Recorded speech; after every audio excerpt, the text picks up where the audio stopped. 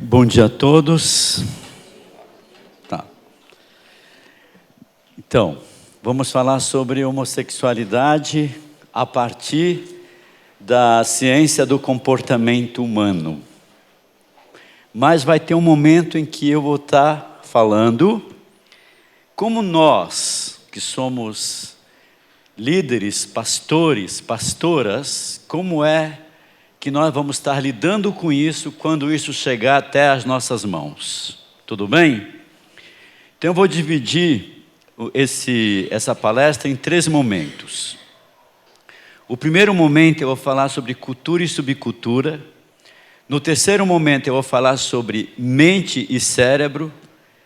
E no terceiro momento eu vou falar como é que nós vamos ter que lidar com isso. Tudo bem?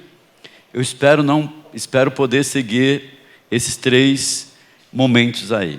Mas antes eu gostaria de orar, pedir de Deus a direção, para que aquilo que for falado aqui seja falado com muita responsabilidade, com muito temor, sem sensacionalismo, sem ser tendencioso, não é minha intenção, mas é para poder contribuir, ajudar vocês nesse mundo nesse universo tão polarizado que nós estamos vivendo hoje. Tudo bem? Então vamos orar, vamos ficar mesmo sentados.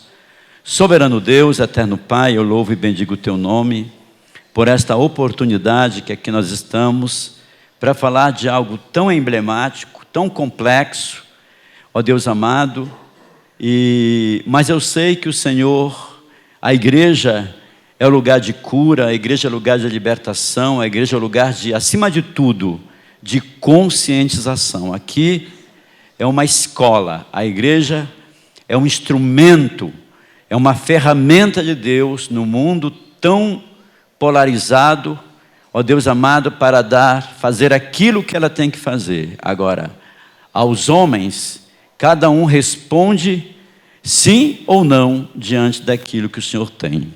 O próprio Deus, o Senhor, respeitou a liberdade do homem de fazer o que ele quiser. Não somos nós, a igreja do Senhor, que vamos obrigar os homens a querer que eles pensem do jeito que nós pensamos. Nós te louvamos e peço a direção do teu Santo Espírito e o perdão dos meus pecados. Amém? Queridos, então no primeiro momento, é interessante nós sabemos que nós vivemos num estado democrático e de direito.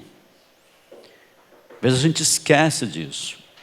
E num país democrático e de direito, cada um tem o seu direito de se pronunciar, de dizer o que pensa, de dizer o que acha, porque isso é uma garantia desse estado de direito. Então, tem um lado bom nisso, mas também tem um lado nocivo nisso. Tem um lado positivo e o lado negativo. Então, nós fazemos parte de um Estado que até aqui, ele vive o que a gente chama de uma polarização a respeito de: somos um país laico ou somos um país ainda cuja cultura religiosa ainda norteia essa sociedade que nós vivemos. Então nós vivemos essa polarização.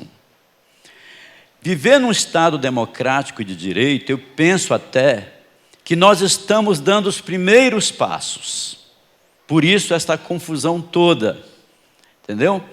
Então, por que eu estou dizendo isso? Porque nós, enquanto igreja, somos um grupo social. E como grupo social, estou olhando aqui do ponto de vista sociológico, tá bom? Nós somos um grupo social que tem uma ética e uma moral arraigada nas Escrituras. E a Constituição Federal, ela nos dá o direito de crermos no que aqui está escrito e pautarmos as nossas vidas de acordo com o que aqui está. Isso é um direito que a Constituição nos dá. Ninguém tem o direito, entendeu, de me impor alguma coisa para violar valores que eu defendo e que eu acredito. Está entendendo? Só que nós não somos o único grupo, nós não somos os únicos nesse universo de sociedade que a gente vive. Existem, por exemplo, as ONGs, existem pessoas que se organizam em defesa dos animais, existem leis, eles lutaram para garantir a defesa e o direito dos animais. Existem leis para isso. Então existem na sociedade democrática e de direito, os mais diferentes grupos. E existe também um grupo que tem se imposto, que tem levantado a bandeira e que tem lutado em favor dos seus direitos, que é o movimento LGBT. Eles estão errados, isso é um direito deles. Nós estamos errados de defendermos o que cremos? Claro que não. Claro que não. A isso que nós defendemos, pensamos e acreditamos e fazemos do que acreditamos o padrão moral da nossa vida, nós damos o nome de subcultura. Como o movimento LGBT tem o direito, segundo a Constituição, de lutar pelos seus direitos. Isso também é uma subcultura. A subcultura, o que está ocorrendo hoje, na polarização que a gente está vivendo, é uma disputa de subculturas, uma querer se impor diante da outra, se impor em cima de uma outra. E fazer daquela subcultura, daquilo que eles defendem e creem, uma máxima para todos. Aí que está o erro. Aí que está o equívoco. Aí que está o equívoco. Eu respeito, na verdade, o direito seria esse. Eu respeito o direito de você discordar de mim, mas respeite o meu direito de também discordar de você. Então, nesse interjogo de subculturas, é que nós ficamos diante de um impasse muito grande. Porque nós somos excluídos, como se nós fôssemos retrógrados, alienados, estivéssemos na contramão, entendeu? De um pensar, entendeu? E eles fossem os certos. Isso está errado. Isso está errado. Vocês estão entendendo? Eu gosto de fazer isso porque eu não estou aqui apenas me colocando como um pastor, como um teólogo, mas eu estou me colocando também como um homem que entende e que estuda o comportamento humano e que trabalha com isso e que lida com isso. Eu lido com sofrimento humano. Os mais multifacetados. O sofrimento humano hoje está multifacetado. Você tem de tudo hoje, sobretudo no universo de sexualidade. Nós temos um sujeito que tem uma tendência, uma inclinação para desenvolver a sexualidade. A libido sexual dele, o desejo sexual dele é voltado para... desde que ele seja feito em grupo, e nós temos até aqueles que olham para o pé da moça e têm desejo pelo pé dela. Está entendendo? Nós temos, então, isso é uma coisa que é um terreno muito sinuoso. É um terreno muito sinuoso. Então, cultura, agora vamos definir o que é cultura. Cultura é aquilo que é tudo, é no geral, é aquilo que é comum a todos nós. Que é comum à cultura de um modo geral, à sociedade de um modo geral. E ainda bem, e glória a Deus por isso, nós temos uma sociedade muito conservadora, por incrível que isso possa parecer. Nós temos uma sociedade muito ainda que com esses valores de família arraigados, por mais que nós pensemos o contrário. A família não é a aspiração da igreja. A família é uma aspiração de todo homem e de toda a mulher. A família já foi pulverizada, esfacelada, ela já foi estilhaçada desde o dia em que o Adão e Eva recalcitraram diante da ordem do Criador. De lá para cá, a família tem sido o maior desafio do próprio homem de mantê-la como família. Porque o pecado trouxe, de alguma maneira, uma lei que faz parte do mundo carnalis, que eu costumo chamar de mundo carnalis. O que Deus disse para o homem, do trabalho do teu suor ganharás o pão ganharás com o suor do teu trabalho. A mulher passa a ter dor para gerar, e ela passa a ser o quê? O objeto do desejo do homem. Portanto, com o pecado, eu não saberia dizer como seria. A Bíblia não diz como é que isso tem que ser, como deveria ser. Mas eu sei como ficou depois do pecado, porque a relação que era para ser construída com prazer e alegria, ela passou a ser vivida no interjogo do prazer, do dominado e daquele que domina. O homem como dominador e a mulher como subserviente desse domínio.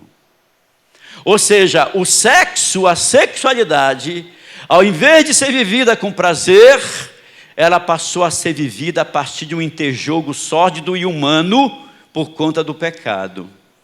E de lá para cá, a família tem sobrevivido. Não é agora que ela vai ser destruída. Não vai ser agora, porque ela é a aspiração de todo mundo, e todos nós aqui somos produto de uma família. Todo mundo comigo? Então, agora, vamos analisar aqui. Eu tenho a impressão, isso aqui é uma impressão, eu não estou afirmando nada, porque eu sei que isso está sendo filmado, entendeu? E eu tenho que ter muito critério ao falar aqui. Mas eu gostaria de dizer uma coisa para vocês.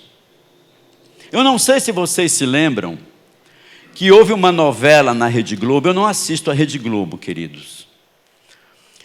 Mas não é uma questão de que é pecado, não tem nada a ver. Eu não tenho tempo para coisas fúteis, essa é a grande verdade. Eu queria dizer uma coisa para vocês. Eu não sei se vocês se lembram, teve uma novela recentemente, em que ela foi caindo de audiência, ela estava com todo o pique de audiência, né? A audiência, não sei como ela é mensurada, mas são quantos televisores ligados, eles fazem essa mensuração aí, eu não sei como, isso é uma questão estatística. E a novela, ela foi caindo, e de modo que ela foi um fracasso, a novela. É a minha impressão, baseado no que eu li, na UOL, no site da UOL, eu tenho a impressão que o que causou a queda de audiência daquela novela foi o beijo de duas mulheres, que até então vocês estavam acostumadas a vê-las, né, como atrizes muito talentosas, já foram premiadas. A Natália Timber beijando a Fernanda Montenegro. Todo mundo ouviu falar nisso? Não foi a igreja que rejeitou, irmãos. Não foi. A sociedade nossa é uma sociedade conservadora, mas conservadora aqui não no seu sentido, como é que eu diria, pejorativo. A sociedade ainda é uma sociedade onde os valores da família estão acima dos valores individuais daqueles que pensam o contrário. É claro que hoje nós temos a internet, que é uma grande concorrência dessas televisões abertas. As televisões abertas, elas vão precisar se reinventar, porque nós estamos agora com uma grande concorrência, o YouTuber, as redes sociais. E ao invés de você ficar lá, né, hoje nem sempre. Mas eu só estou citando isso porque houve uma polêmica, o que houve, eles tentam justificar daqui e dali. Nada. Nós somos uma sociedade conservadora nesse sentido, mas entenda bem, conservadora não no seu sentido negativo, porque nós criamos um estereótipo do próprio conceito conservador. É como se eu fosse retrógrado, é como se eu tivesse que manter sempre a cultura do macho sobre a cultura da mulher. Não é nada disso, porque existem valores que é inerente na sociedade. Existem valores que são inerentes à sociedade. Então nós temos uma cultura que é geral, uma cultura que é comum a toda a sociedade. O que seria então, o que constitui-se a cultura? É a identidade. Nós gostamos de feijão e arroz, nós gostamos, né? O povo brasileiro de modo geral, gosta de um samba, gosta de um pagode, gosta disso, gosta daquilo, tem festa, tem carnaval. Tudo isso, cultura, é o conjunto de particularidades que fazem a identidade de uma sociedade ser o que ela é. E nós temos, de um modo geral, algo muito comum, que faz parte da cultura de um modo geral. Agora, os grupos também têm as suas particularidades, como nós temos as nossas. Aqui a igreja ela tem um perfil, uma particularidade. Poderíamos elencar uma série de coisas. É nosso. E nós louvamos a Deus porque a sociedade onde nós vivemos, o Estado de Direito, o Estado democrático de direito, nos dá o direito de elencarmos o que nós queremos para nós. O que nós não podemos é querer que a sociedade engula o que nós acreditamos, entendeu? A goela abaixo. Isso a gente não pode. Mas e aí, pastor, como é que a gente fica? Pregue. Mas o próprio Jesus, ele não violou a liberdade dos homens. Quando ele chegou diante do jovem rico, ele poderia ter dito: você vai para o inferno, você está diante do Salvador. Ele não, Jesus disse: você que sabe, você quer ir? Para entrar no reino dos céus é isso. Eu já cumpro os mandamentos desde a minha mocidade. Sim, só que falta uma coisa para você. Pronto. Podem analisar bem, em todos os milagres de Jesus, em nenhum momento ele fez marketing de milagreiro. Pessoal, Jesus vai estar hoje aqui, ele vai fazer milagre. Ele agiu de uma maneira muito pessoal, muito particularmente, e fez uma pergunta que isto é um direito de um Estado democrático de direito. O que é que você quer? Ou não? O cego Bartimeu: Jesus, filho de Davi, tem misericórdia de mim. Jesus não ouviu? Vocês acham que Jesus não ouviu? Jesus, filho de Davi, tem misericórdia de mim. Jesus era surdo? Os discípulos que não tinham visão de reino: cala a boca, fica quieto, cala a boca, fica aí, não atrapalha o mestre. Eu estou aqui parafraseando só para enfatizar melhor o meu pensamento aqui. Quando Jesus disse: parem, ele chegou e disse assim: olha, é o seguinte, tem um cego aqui, e eu vou mostrar agora aqui o quanto que eu sou o Messias, o Cristo. Eu vou curar esse cego. Tem mais cego aí no meio da multidão? Pode chamar que agora é noite de cura de cego. Ele poderia fazê-lo? Mas é claro que poderia fazê-lo, mas não fez. Porque A própria Bíblia vem de lá desde o Antigo Testamento dizendo que o dono da tua história é você e você faz dela o que você quiser. Se você quiser ir para o inferno, desculpe, se eu vou ferir aqui a teologia, Deus respeita o teu direito de querer ir, mas Deus vai lutar o máximo para não querer que você vá para o inferno. Eis que eu te proponho a vida e a morte. Escolhe, pois, o que ele disse? A vida. Jesus chegou então, queridos, e perguntou para o cego: o que queres que eu faça? Tudo bem comigo? Tudo bom?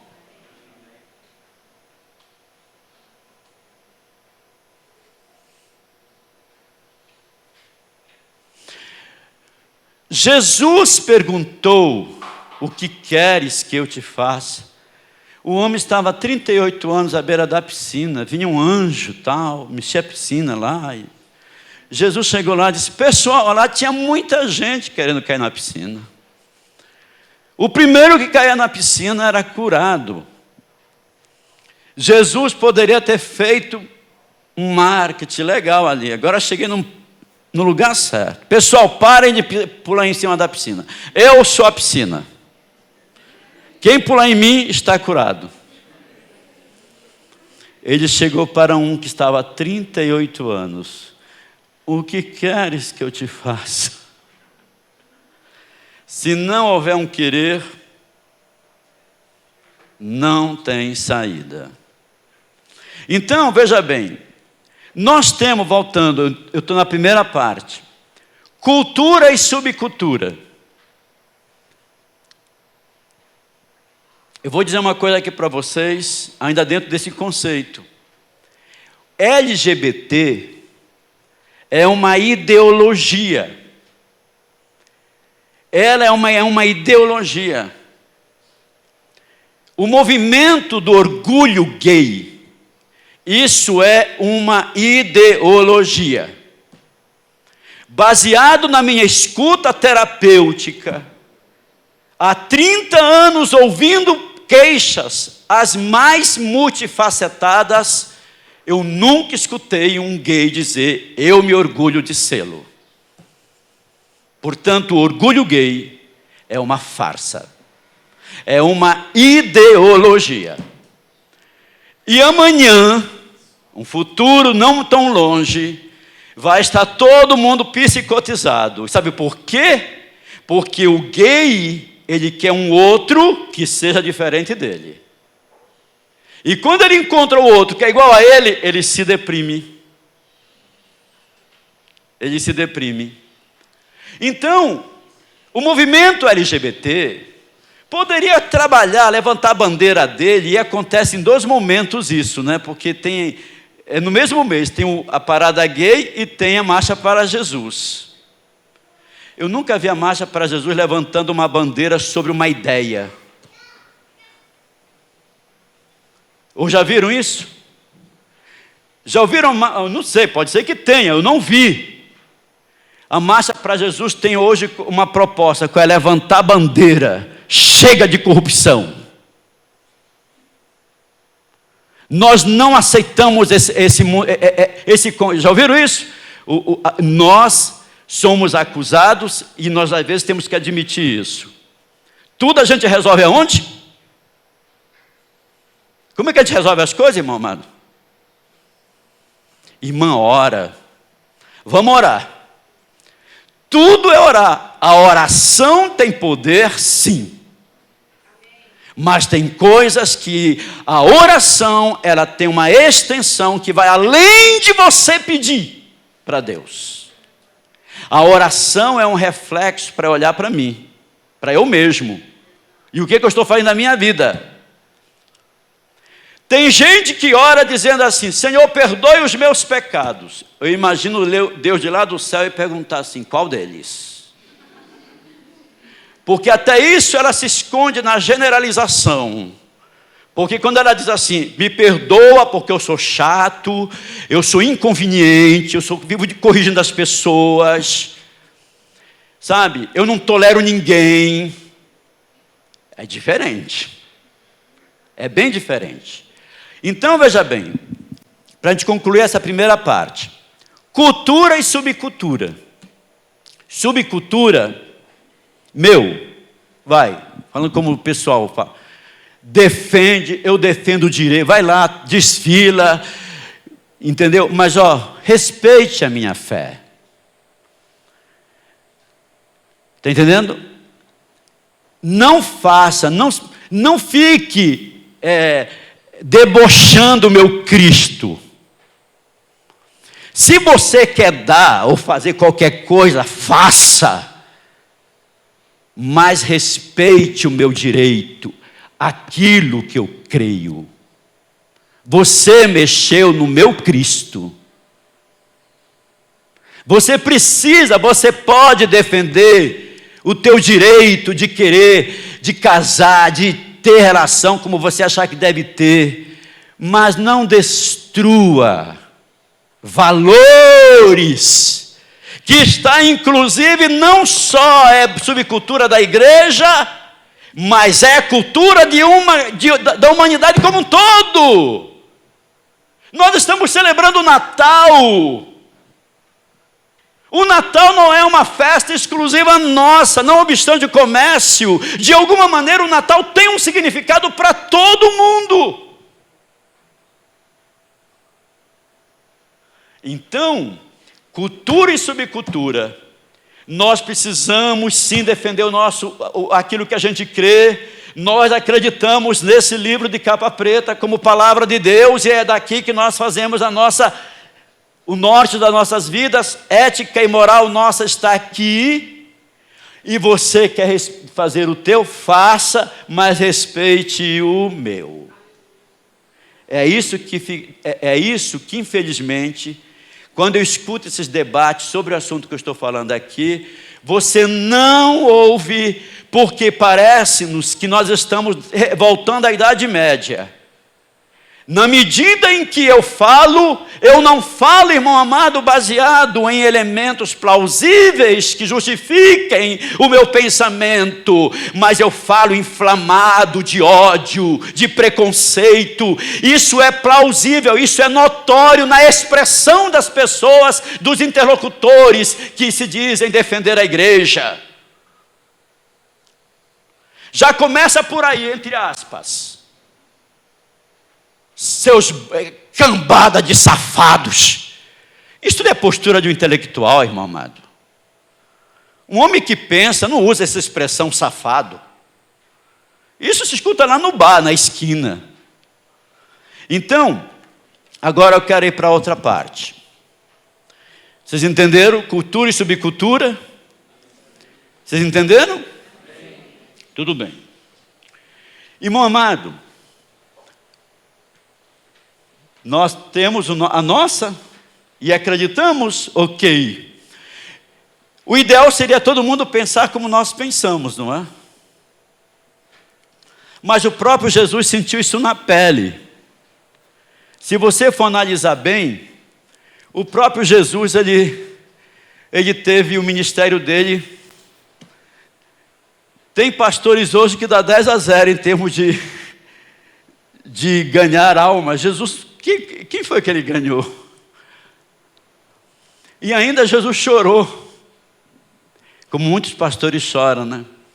Jerusalém, Jerusalém, quantas vezes eu quis te juntar, como a galinha junto teus pintinhos, mas não quisestes. Pronto, está aí. E lá na cruz está ele. E só tem duas pessoas lá, Maria e João. Então, vamos defender, eu penso que encontros como esse são necessários. Eu diria que encontros como esse é sine qua non, porque nós estamos vivendo para um universo, irmão amado,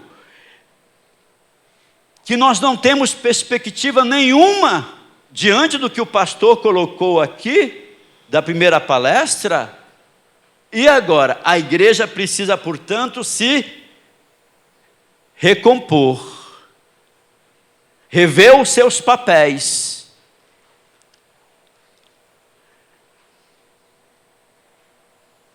E quem é o instrumento no mundo que faz isso? Quer as pessoas gostem, quer não. Quer a sociedade goste, quer não. Se é a igreja. É a igreja. Agora, vamos para a segunda parte. Irmãos, quando nós falamos cérebro, mente e alma, isto é absolutamente tênue. Nós não conseguimos separar aquilo que é da mente, aquilo que é do organismo, da biologia humana, e aquilo que é mental. Não existe psiquiatra, psicólogo do mundo que faça essa divisão de uma maneira absoluta. Porque quando você olha que é mental, de repente não é mental, é orgânico. Quando você olha que é orgânico, não é orgânico, é mental, é psicológico.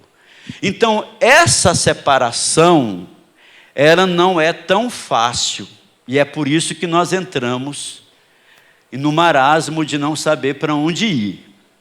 Está tudo bem? Dentro desse segundo momento que eu estou a falar, nós podemos falar, portanto, nós temos dois aparelhos. O aparelho orgânico e nós temos o aparelho psíquico. Quando eu falo de organismo, quando eu falo de organismo, eu estou falando do sistema nervoso central. Quando eu falo de organismo, eu estou falando também de cérebro. Eu estou falando de maturação.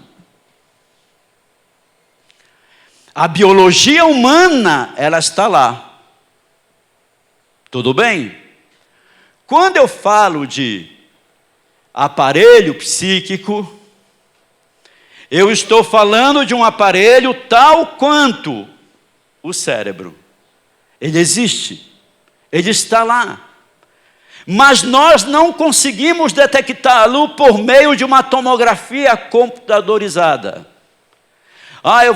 Nenhum médico vai passar, olha, eu vou passar aqui uma ressonância para ver como é que está teu psiquismo. Não existe.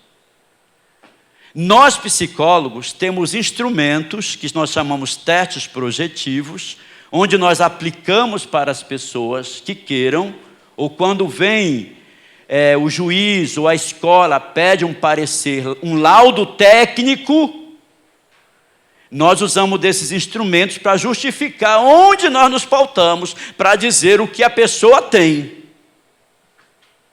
E aí sim nós vamos ter ideia do psiquismo da pessoa. O psiquismo para nós, psicólogos, é tanto quanto o orgânico, o biológico. Nós chegamos a uma conclusão que o psiquismo influencia sobre o orgânico e o orgânico influencia sobre o psiquismo. E aqui eu entro com o tema. A homossexualidade, ela não faz parte do orgânico, mas ela faz parte, ela tem a sua matriz na psique humana. A homossexualidade, ela foi considerada doença até 1960. Nós nos fundamentamos, psicólogos e psiquiatras, no manual estatístico de doenças mentais, eles são sempre revistos. O último, se eu não me engano, foi de 1994, chamado DSM-4. No DSM-4, a homossexualidade não mais faz parte de uma doença mental. Até então era vista como uma doença.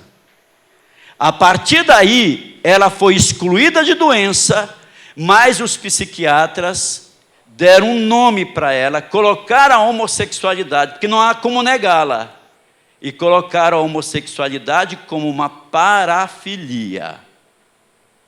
Uma parafilia. O que é uma parafilia, pastor? Parafilia, entendeu? É todo aquilo que a pessoa, ela desenvolve uma libido sexual que foge ao padrão, vamos dizer, daquilo que convencionou chamar-se de normal. Por exemplo, eu citei aqui o rapaz que gosta de pé. Citei agora pessoas que gostam de pé. Eu gosto de pé de mulher. Quando eu olho para o pé da mulher, me dá até um calafrio, né? Ele gosta de pé. Tem os outros que não gostam de pé. Tem uns que gostam, eu gosto de ter relação com mulheres desde que elas trocam de roupa na minha frente. Então, como é que funciona isso? Eu quero, toda vez que ela for ter relação, eu quero que ela coloque um vestido diferente. Haja Marisa aí, né, irmão amado?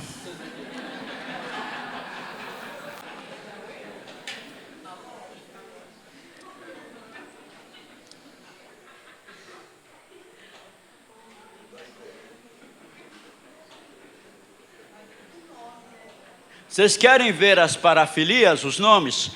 Sadomasoquismo, voyeurismo. Já ouviram falar em voyeurismo? Já ouviram falar em voyeurismo? Já ouviram falar em exibicionismo? Já ouviram falar em fetiches, em sadomasoquismo? Eu gosto, o meu prazer está em, na hora da relação, levar chicotada. Plaft, plaft, plaft. Tem ou não tem?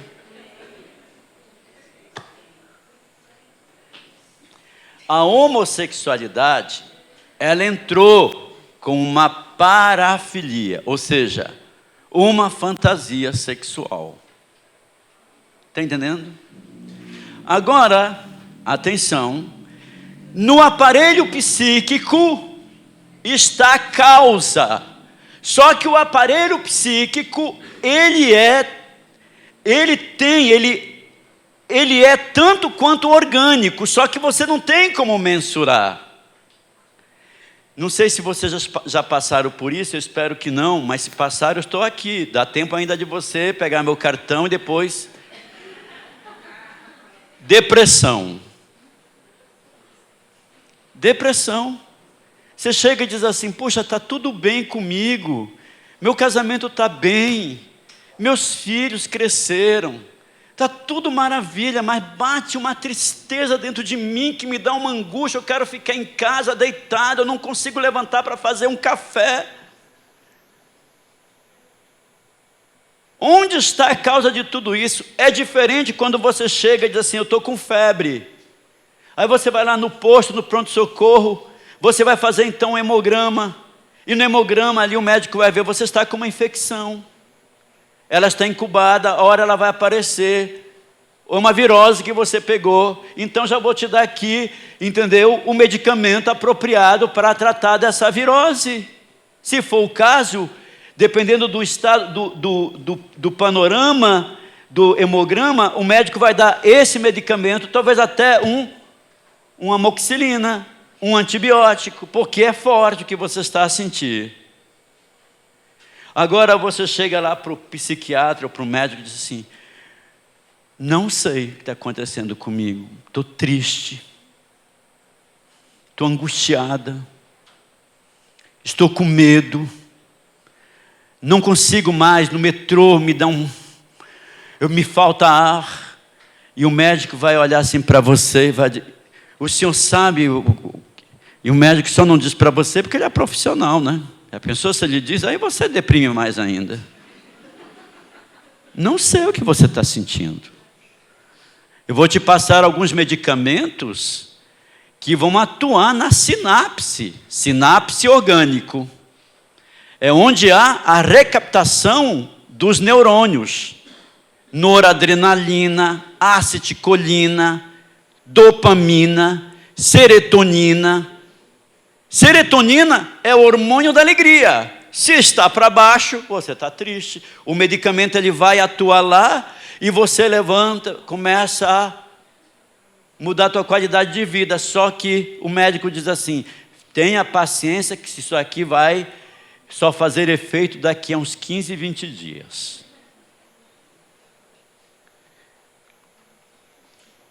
Alguém já ouviu falar nisso?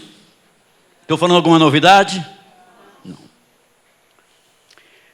E eu diria que não é o medicamento em si que vai resolver o problema, mas é o organismo que tem que se adaptar ao medicamento. Porque cada medicamento, vocês podem estar assistindo as mesmas coisas. Um fluoxetina pode resolver, mas no teu caso não resolveu. Você tem que tomar um citalopram. Quando um médico psiquiatra, ele é de uma linha psicodinâmica, e você pode perguntar para ele: qual é a sua linha, doutor? Porque se ele é um psicodinâmico, ele vai dizer: eu vou te passar esse medicamento, mas olha, procura um psicólogo. Por que ele vai dizer procura um psicólogo? Porque o medicamento ele vai resolver o sintoma do teu sofrimento, mas a causa está lá embaixo da tua história de vida, sob um manto. Não é nada de pentecostal aqui não, está sob um manto.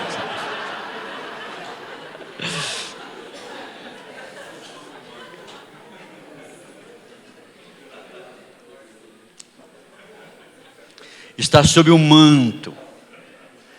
Sabe por quê?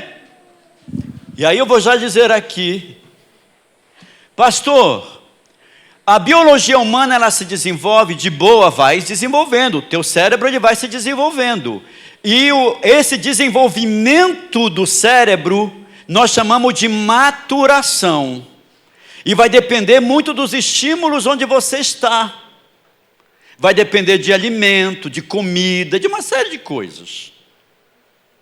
Tem gente que se torna um adulto inteligente, teve bons nutrientes, mas emocionalmente é um fracasso. O aparelho psíquico,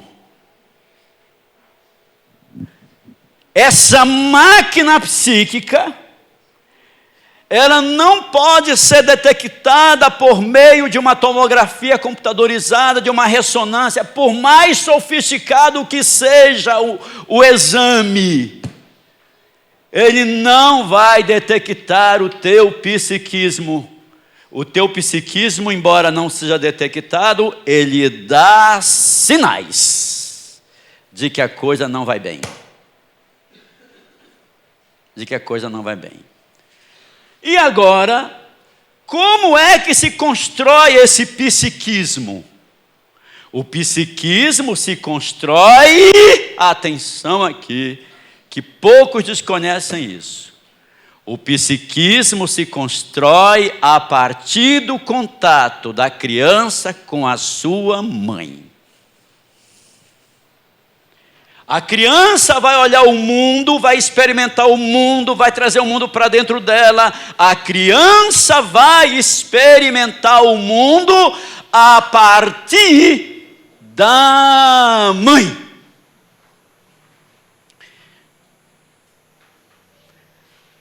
E a criança, quando ela está agora aqui, eu estou falando de como é que o psiquismo ele se constrói. A criança, segundo os psicanalistas, e aí eu vou dar nomes, porque é isso que se falta aí num debate como esses. Eu nunca vi, nas nuances que eu assisto por aí, porque eu não assisto direto, eu assisto só assim, né, o que eu dá para assistir. Eu nunca vi um desses defensores da família discutirem nas assembleias legislativas, seja federal, municipal. Eu nunca vi nenhum deles falar sobre Melanie Klein, Freud, Winnicott, o Bowlby, Winnicott, Freud, Melanie Klein, John Bowlby. Eles dizem que a relação mãe e bebê é fundamental e única para a construção de um sujeito. O sujeito nasce homem e mulher. Pronto. Agora, quem vai dar um norte para essa sexualidade é a mamãe com seu bebê. Só vou citar exemplos aqui. Nasceu o bebê. Algumas mulheres, quando nasce o bebê, elas ficam tão encantadas com o bebê que ela esquece o marido. Tem umas mães que desenvolvem uma depressão pós-parto. Sabe por que ela desenvolve a depressão pós-parto?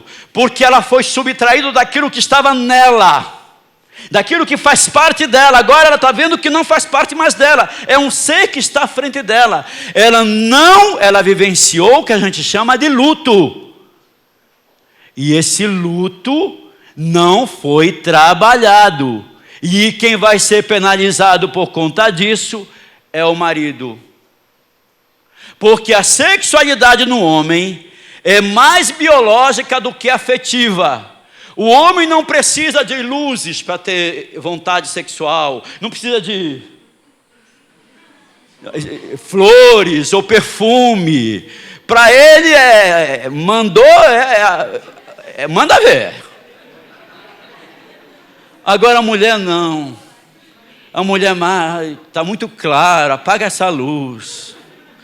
Para o homem é no telhado, é no banheiro, no quarto, é aqui no quartinho da bateria. Tudo!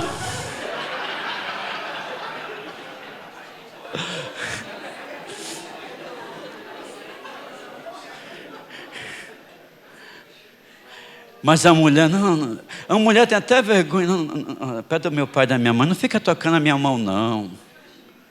Tem mulher que faz assim, em casa fica mais discreto. Não. Quando meu pai e minha mãe estiver perto, fica mais discreto, fica se esfregando em mim. Então, como é mais biológica do que afeto, ele não está preocupado se a mulher dele está de resguardo, se está vivendo a relação simbiótica com o bebê. Ele quer saber de ter relação com ela. E ela vai muito mal para essa relação, e ela finge. Ela fica com aquela cara patética dela. Atenção aqui. A criança, ela cria com a mãe uma relação tão intensa, comparada a mesma intensidade de uma vontade sexual. Por isso que em psicanálise se fala de relação incestuosa. Por isso o complexo de Édipo é um mito grego, onde o Édipo teve que matar o pai sem saber e casou com a mãe, com a Jocasta. E o Freud pegou esse Édipo para ilustrar que na relação mãe e criança existe uma relação incestuosa, e esta relação é chamada por outros nomes, de relação fusional, relação objetal, relação incestuosa e relação simbiótica. Porque a mãe não sabe o que é dela e o que é do bebê. Ela vive em função do bebê e o bebê vive em função dela. Aí entra o pai.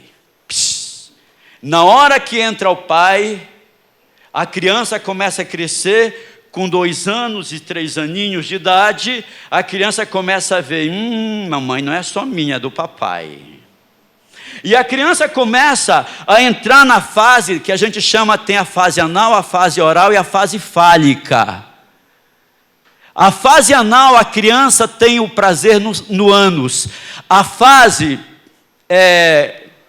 oral, a criança tem o prazer na boca.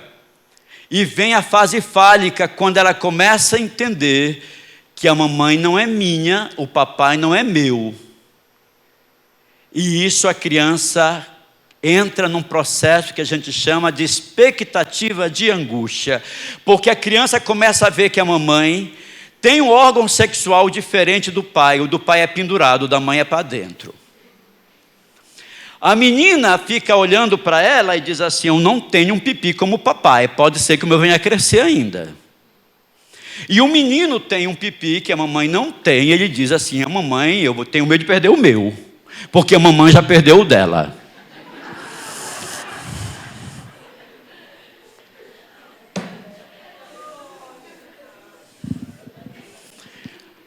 E atenção, queridos, esse angústia, estou terminando, passou, tem 10 minutos, né?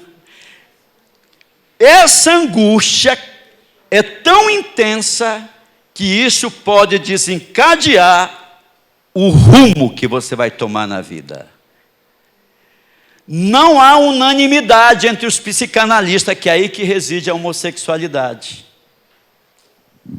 Não há unanimidade. O que existe é possível sim. Por isso, a homossexualidade não é uma escolha. E não é uma doença. O que é escolha é o que você vai fazer dela. Como heterossexual também. Ninguém escolhe ser homossexual. Todos eles dizem, se tivesse um botão onde eu pudesse apertar e ali eu me tornasse hétero, eu duvido se tem um homossexual feliz. Por isso que faz sentido a ideologia do LGBT, porque eles eram e são discriminados. Na escola sofriam bullying. No meu tempo era bichinha, era viado. Entendeu? Desculpe a expressão. E eles buscaram o direito para serem reconhecidos e para que a gente olhe para eles sem essa discriminação. Mas não que eles gostem.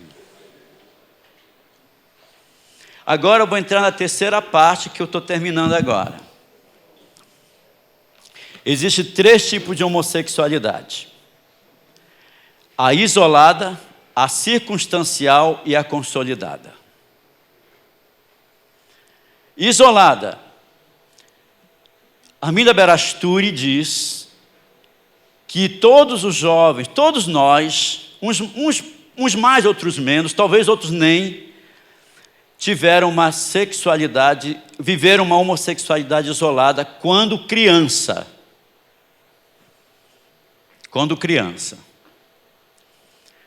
Existe aquela homossexualidade circunstancial, ou seja, o ambiente criou a pessoa, ou seja, ela está num contexto de confinamento. Por exemplo, no presídio, nos seminários, nos orfanatos. A circunstância possibilitou, porque o sexo não é afetivo, o sexo é biológico. Está dando todo mundo comigo? Agora existe a consolidada. A consolidada é quando o garoto chega aos 12 anos de idade e ele diz, eu tenho desejo por outro homem, por outro garoto. No meu livro, eu tenho uma parte aqui, na página 270, vocês vão adquirir o livro, quem não adquiriu. Esse livro aqui é um livro de doutrina. A igreja, ela precisa trabalhar. Ela trabalha, deixa eu só ver aqui rapidinho, irmão. O nosso tempo está indo, mas eu acho que eu não posso deixar, porque agora chegou na parte. Olha só. Está aqui no meu livro. O papel da igreja é voltado para aqueles que lutam contra a sua homossexualidade. E aqui vai algumas orientações. Por quê? Porque não é todo mundo que aceita a homossexualidade, como o movimento LGBT quer passar. Existe uma maioria ainda que luta, chora e sofre. A essas pessoas, eu diria, a igreja abraça, promove grupo de apoio. O grupo de apoio tem a finalidade de trabalhar o conflito, minimizar o sofrimento por meio da oração, mostrar à pessoa que procura o grupo que a mesma é amada, que a mesma não se sinta constrangida. Atenção aqui, eu estou trabalhando para aqueles que querem. B, atitude de compreensão. Eu não aceito, mas eu vou fazer o possível de te entender, meu irmão. A igreja não é e nem pode ser conivente com a prática homossexual, porque a Bíblia fala aqui no livro de Levítico, capítulo 18, o homem não dormirá com outro homem como se fosse mulher, e ele diz também nem como um animal, e ele diz ainda mais, porque essas práticas eram comuns aos povos que não me conhecem. Ou seja, a homossexualidade, relações sexuais com animais que tem gente que tem libido por cadáveres. Tem. Então essas práticas, porque a lei veio, e aqui nesse outro livro eu defendo, cadê meu outro livro? Aqui nesse outro livro, agora chegou, não é que eu estou fazendo propaganda, irmãos, eu estou falando que é o que eu escrevo nesse livro, eu digo o seguinte, vou abrir aspas aqui, um parêntese agora aqui, existem várias éticas, a eudemonista, a hedonista, a ética utilitarista, a ética situacionista e a ética da conveniência. Agora eu pergunto para esse grupo aqui que tem uma subcultura baseada na Bíblia, a tua ética, qual é o nome que você dá para ela? Quando você for aconselhar alguém, qual é a ética que você vai usar? Eu aqui nesse livro dou um nome, a ética do dever da honra. Aqui não é o que você quer, aqui é o que você deve fazer. Então aqui, quando o Senhor fala que o homem não deitará com a mulher como se fosse homem, está implícito no texto que todos os homens são vulneráveis ao pecado. Então qual foi o papel da lei? O papel da lei foi determinar até onde o homem pode ir, porque se deixar, ele vai longe. E a lei é para dizer que você não pode ultrapassar esse limite. Detém a tua vontade libidinosa do mal perversa. Eu casei, agora desculpa, vou abrir outro parêntese. Casei, meu marido tem eu ia dizer aqui 5 coisas que não podem ser negociadas num casamento, mas o meu tempo já acabou.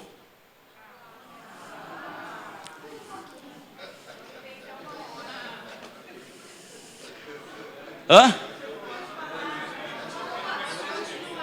Pode continuar? 5 minutos? 15.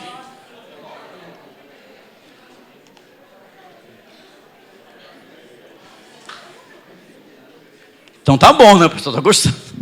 Tá bom? Aqui está sendo gravado, pode gravar íntegra, sem problema nenhum. Tudo que está aqui. Queridos, tem 5 coisas que você não pode negociar num casamento. Primeiro, família. Os pais dela, vai ser sempre os pais dela.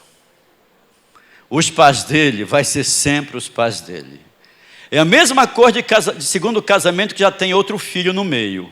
Os filhos, vai ser sempre os filhos. Não adianta, você não negocia. Agora você pode negociar, por exemplo, deixei esse copo aqui. A minha mulher chega, não gosto que você coloque o copo aqui, Antônio. Aqui é uma estante. Aí você vem tomar água e deixa o copo aí. Ela me falou isso uma vez. Eu não aprendi. Depois de 30 anos de casado, colocando o copo aqui, o que você acha que ela vai fazer, hein? Ela vai jogar copo para tudo quanto é lugar, e com razão. Isso você negocia. Eu vou pôr o copo aqui.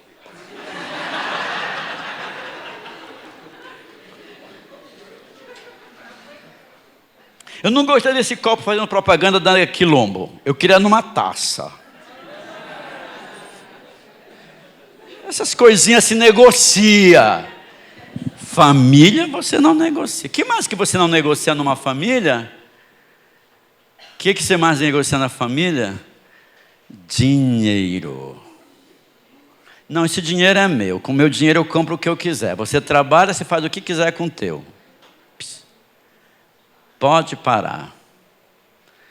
Você pode parar. Outra coisa que você não negocia no casamento: sonhos. Você tem sonhos que de repente casou, mas teus sonhos estão lá. Qual é o teu sonho? Fazer um intercâmbio. Não, isso não é novidade não. Aí você casa, melhora, tudo bem. Poxa, agora chegou o momento de fazer o intercâmbio, ou fazer um curso. Aí teu marido vem e diz: ah, não. Isso é um sonho, uma aspiração, você não pode negociar. Outra coisa que você não negocia.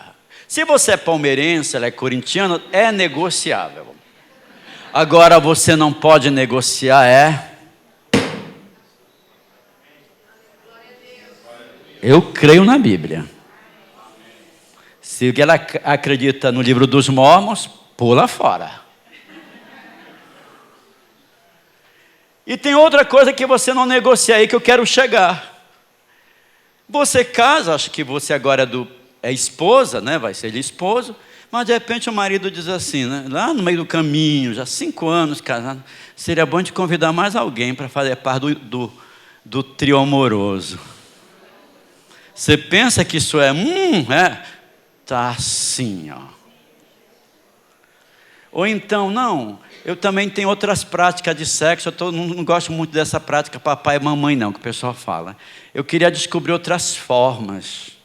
E ela diz, como? Aí ele entra em detalhe. Sexo não se negocia. Você sabia disso? Não se negocia. Eu estou falando isso, irmão amado, porque essas dificuldades, elas que criam uma relação muito sinuosa e que leva a família para uma relação disfuncional, onde os filhos vão desenvolver a sua personalidade de acordo com o mapa que foi traçado. Aqui é uma diferença entre a teoria de gênero. Ali a criança ela tem que fazer a escolha aos pais. Não, a criança aqui em psicologia nasce homem, nasce mulher. Agora, o rumo que isso vai tomar vai depender do casal e, sobretudo, da mãe. Então aí eu coloco aqui, veja bem, a igreja não deve ser conivente com a prática homossexual, mas ao menos pode compreender o sofrimento das pessoas que procuram o grupo de apoio. Compreensão, escuta, empatia, atitude positiva e incondicional são nutrientes que podem ajudar a pessoa a superar a sua dificuldade. E agora eu vou falar uma coisa, eu estou falando agora aqui como psicólogo. Se não é doença, não tem cura. Mas o nosso caso aqui, nós trabalhamos com aqueles que querem ser ajudados. E você acha que não tem? A despeito do que o LGBT defende, tem muita gente que quer sair dessa situação e chora. Eu já escutei jovens dizerem assim para mim, pastor, eu vou dar um neto para os meus pais. Eu vou dar um neto para os meus pais. Então você dá um apoio, você acolhe. Agora, quanto à inserção no corpo, ou seja, liderar algum trabalho, na igreja vai depender muito da relação que está estabelecida entre a pessoa que vive o drama da sua homossexualidade e o confessor. E o confessor quem é? O pastor. E a igreja tem que ficar, ó. Mas vamos supor que o confessor, ele diga, pastor, eu não pratico, eu estou aqui, estou de boa. O pastor, perfeito, o pastor não é Deus, o pastor está livre de ser acusado pela sua consciência moral. Vamos supor que ele diga uma coisa para o confessor e ali, na calada da noite, ele roda a bolsinha dele. O pastor é penalizado por conta disso?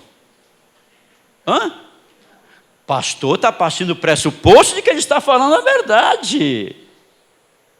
Mas é claro, irmãos amados, que nós vivemos num contexto de igreja, nós vivemos num contexto de corpo, e tem toda uma situação aí. Lembra que eu falei das éticas? Nesse caso, por exemplo, quando você lida, é um problema que até então, no meu tempo, quando eu era garoto, não havia divórcio na igreja. Não havia casamento, segundo, tinha, pastor? A minha mãe conta que no tempo que ela namorava, o namorado ficava do lado de lá, ela ficava do lado de cá. Mas que namoro era esse? Hoje o namoro é uma troca constante de química. A coisa está ficando muito feia. E se a igreja ela não se prepara através desses fóruns para o que vai vir pela frente, e se Jesus não voltar nos próximos 30 anos, eu não sei. Se a gente não vai estar criar uma zona de conforto, a coisa está ficando muito complicada. No meu livro, eu trabalho a questão de acolhimento a todos que queiram. Porque, repito, não obstante, o movimento da LGBT tem muitos que vivem um sofrimento cruel.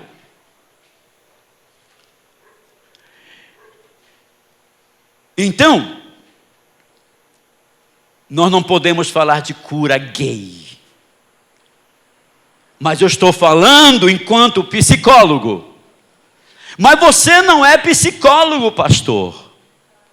Pastor, eu não sou psicólogo. Ok. O que é que você tem de ferramenta? Bíblia. Use-a. Creia. Ore. Busque a Deus.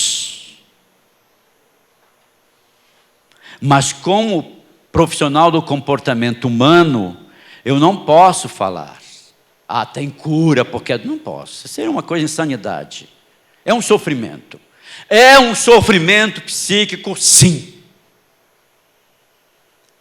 E se tem um espaço onde eles possam se sentir amados, sem serem discriminados e trabalharem essa sexualidade deles, se não for a igreja, não vai ser em outro lugar. E eu diria que fóruns como esse é uma preparação profilática. É uma preparação profilática. Porque, dizem por aí, usam o termo, tem muitos que estão saindo do armário e você vai ter que ter como lidar com isso. A nossa ética é a ética do dever. A ética dos grupos e das subculturas é a ética do eudemonismo, que é o prazer pelo prazer. É a ética hedonista, que é a felicidade como bem supremo, ou seja, faça aquilo que te traz felicidade.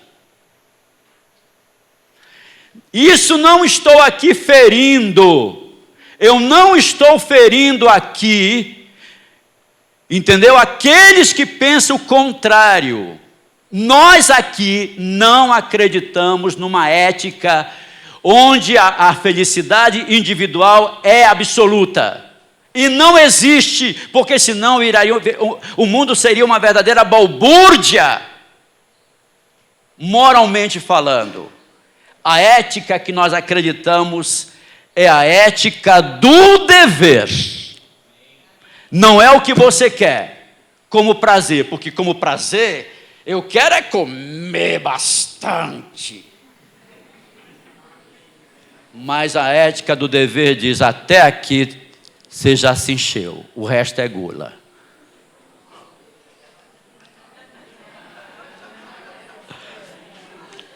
Eu sei que vocês têm muitas perguntas para eu fazer. Deu para entender? Mas o nosso tempo acabou. Sim, a ética situacionista é uma ética que também a gente se apoia. Se apoia para tentar resolver algumas coisas. Exemplo. Nossa, pastor, o cara é... Outra coisa que eu esqueci de falar aqui. estereótipo não fala, não diz se a pessoa é gay ou não. Para com esse negócio de estereótipo.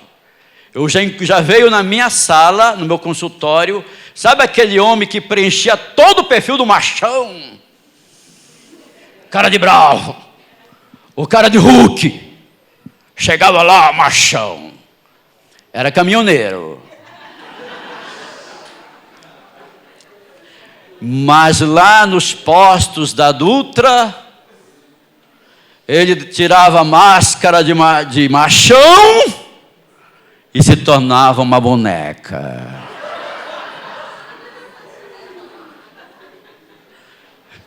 E já escutei um rapaz lá em Manaus.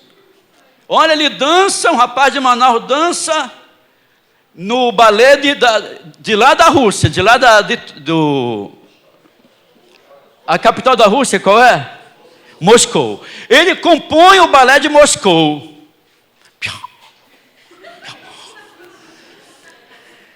Ele chegou para mim e disse assim: pastor, eu queria falar uma coisa para você, mas antes eu vou logo te avisar. Eu gosto de vagina. Por quê ele disse isso? Porque se é um pastor, esse cara aí, não sei não, hein? Ele senta na boneca. Estereótipo não determina se o cara é ou não. Uma vez uma menina falou e disse assim: tem 3 tipos de lésbica. Existe a gay, né? Existe a sapatona, se eu não me engano. Ela foi explicar para mim, né? E existe a machuda. Ela me explicou o sofrimento. E ela disse assim: a gay é aquela moça fina, delicadíssima, linda e maravilhosa, está sob qualquer suspeita. Está sobre qualquer suspeita. Acima de qualquer suspeita. Mas ela gosta de outra mulher.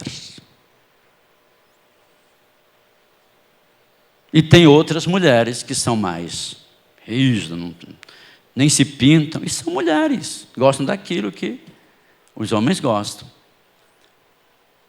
Deixa eu ver o que falta mais para falar aqui. Não, acho que já estou falando tudo.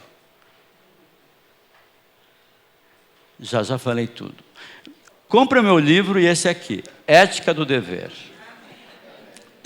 Tudo bem? Posso terminar? Vem, pastor. Deixa eu ver o que mais eu queria falar aqui, mas acho que não vai. Entenderam? Não tenham medo não, irmãos.